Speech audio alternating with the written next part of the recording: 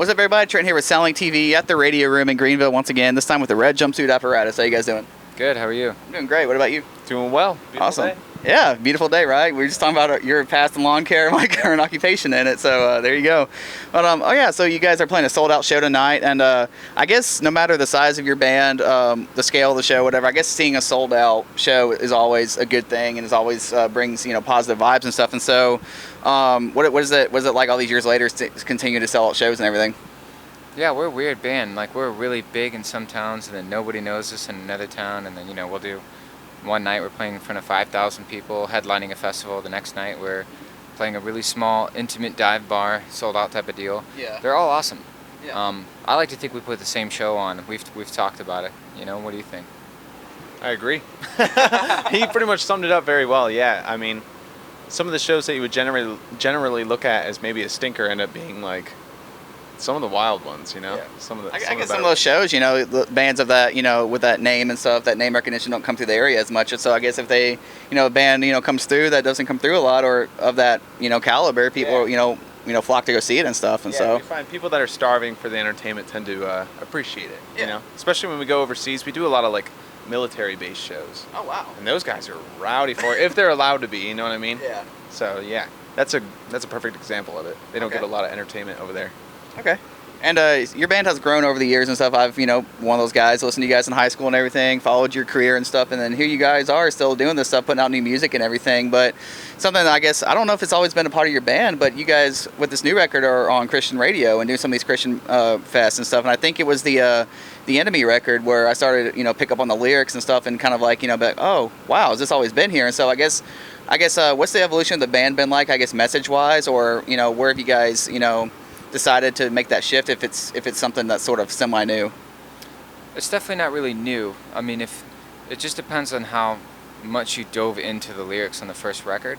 The very first week our record came out, they actually had us in the gospel section at Walmart, which was back then in 2006. It was a big deal if they had your CD in Walmart. Mm-hmm. Like you'd rather your CD in Walmart than in all the CD stores, because it was just like there's more Walmart, so you really feel like we made it. Even Walmart has our CD. Like it's just kind of like a recognition thing. So right off the rip, they had us put in gospel Christian music rock, and then the label had to move that over to mainstream rock, which we were fine with. But they did that from looking at the lyrical content. So I mean, if you dive into the lyrics, and a lot of people don't, and that's cool. They just jam the song, they know the choruses, and they support the band. But some people really get into the lyrics. They're all over the first record. So since the very beginning, lyrically, we've been that way. But for the first, whatever, we were young kids, like the first 10 years we pretty much just partied a lot. So it wasn't really something that we talked about a lot, because we weren't really focusing on anything. We were just being young, being in a band, doing what bands do. And then as we got older, it became more important for me specifically to be more vocal about it, because I'm a dad now, and I just see how influential the youth can be, a lot more than I did at 22. And again, the lyrics are still solid. Do the research. They're all there. Lots of spiritual reference all over the first album, all over the second album, all over the third album, all over the fourth album, and all over the Awakening, and all over every single EP. Every single one has it. And the music's been pushed to that radio sphere as well, the Christian radio. I've seen some of the charts for that and stuff. You guys are right up on there and stuff. So I guess it's cool when your band is on that area and in the mainstream as well. So you guys have both these worlds and stuff. And so how have you guys been? I don't know, because a lot of bands, it's all about streaming now. Radio's kind of like going away a little bit. And so the fact your songs are still on the radio at the top of the charts, what's that like for you guys in 2018, 2019 and all that? Yeah, I don't know. It's an interesting question. Radio, what is it now? It's like some people say Spotify makes radio relevant. Some people say radio makes Spotify relevant. But we have never really cared. You know what I mean? But we just always give those people the opportunity to say no to play our songs. Yeah. So we'll submit it to radio, and we'll submit it to Christian radio and mainstream radio, and we'll submit it to Spotify and Apple Music curators or whatever. And a lot of them just say no, and that's cool. And then when all of a sudden one of them say yes, boom, what do you know? We typically go to number one.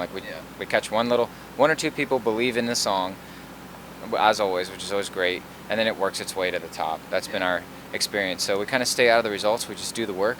We really work hard on the recordings, and then we put it out there, and that's kind of how it is. That's how a lot of these playlists are just guys picking songs they like. So we've had a couple huge ones pick us, and a lot of them pass over us. Either way, we remained untouched. I mean, it's not something that comes into our everyday life, but maybe if I was a marketing, head of marketing at a label, I could get really into that question more, but like, we really just don't give a crap.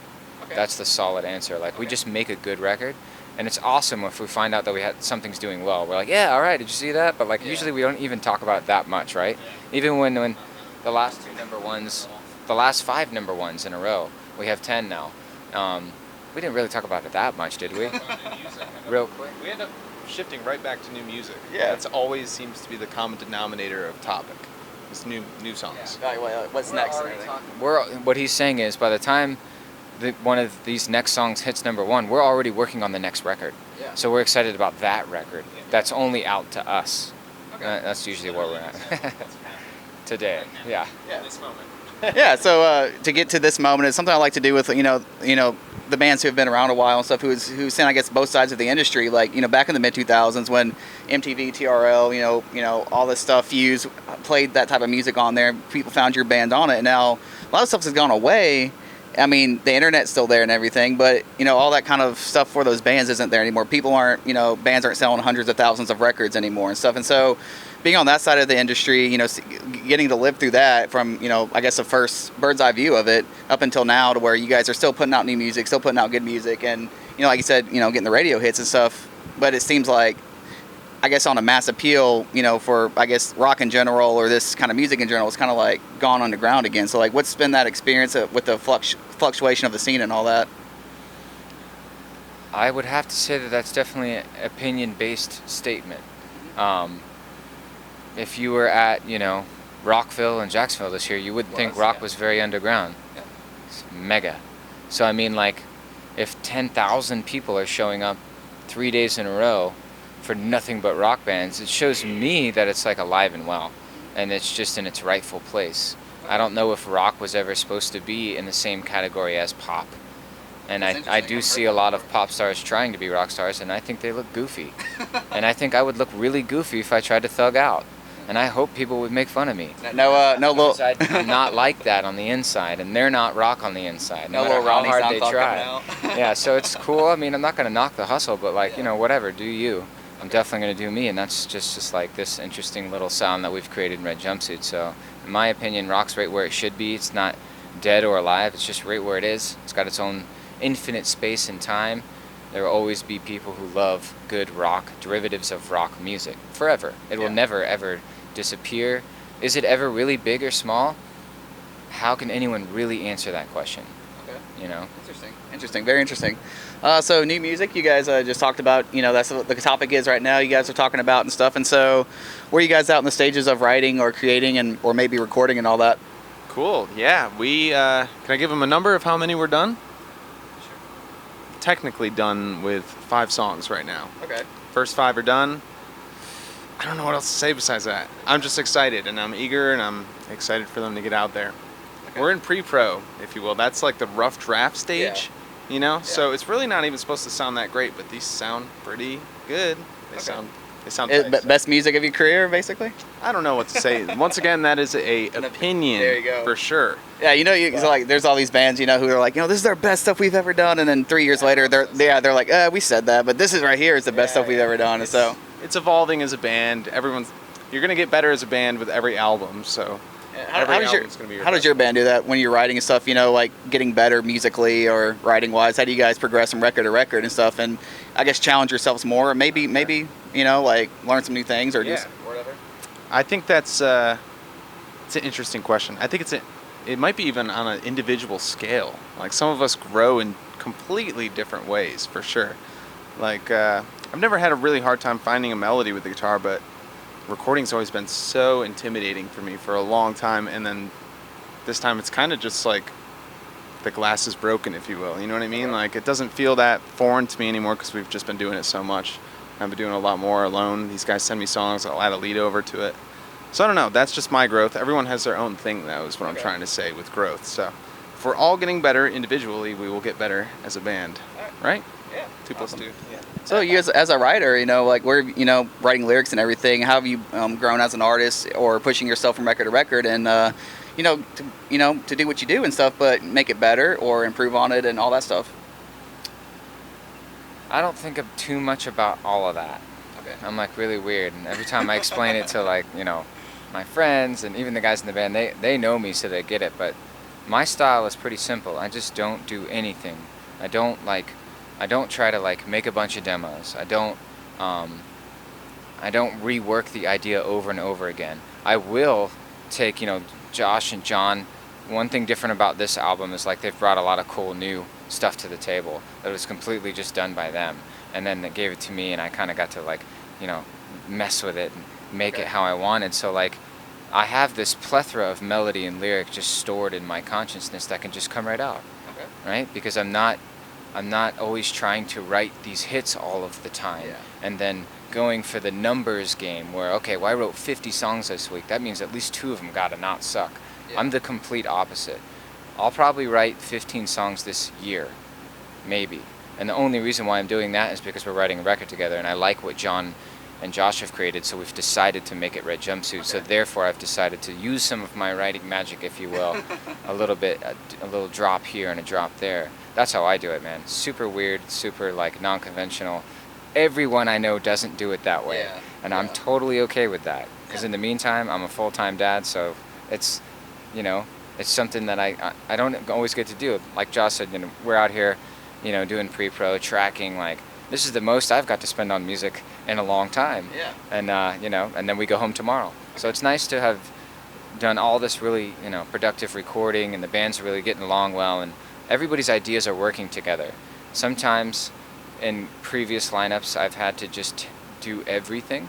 Sometimes I haven't. So this is a new turn where it's a really cool blend of like me just really only having to worry about myself for a little while, which is pretty great, to just worry about the vocal. Like, oh, all right, cool. So all I really need to do is my part, because everybody else is on point. So that's been pretty awesome for me on a personal, like he said, we all have these personal journeys. So I'm feeling pretty stoked on that. Last one here. You talking about the new music, you know, going home tomorrow, as you said. Is there any timeline for this, you know, release date or anything, or any time you guys are trying to push this out, or maybe a single or something? I'm pretty interested to hear that myself. Well, here's the deal. This was supposed to be a secret album, but this will come out. It's obviously not happening, because like we've all already posted about it and whatnot. But we're not doing the like, you know, in the studio, like, you know, hey guys, recording today, you know, like everybody in the world does every day. So like, yeah, it's coming out soon, man. Like, we're already recording it. I guess this is the first official time I've ever said that right now. So, there's a new album. No, yeah, it had to. It already basically happened, though.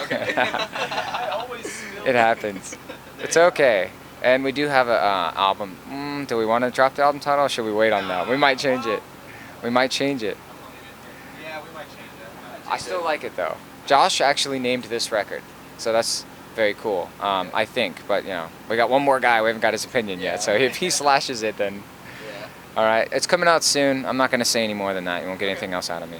All right, sweet, awesome. So thank you guys for your time today. Looking forward to see you guys play again, and be safe going home. And Thanks, enjoy your family time with your families after this. Thank you, brother. I'm Trenton with Soundlink TV, hanging out with the Red Jumpsuit Apparatus. Thanks for watching.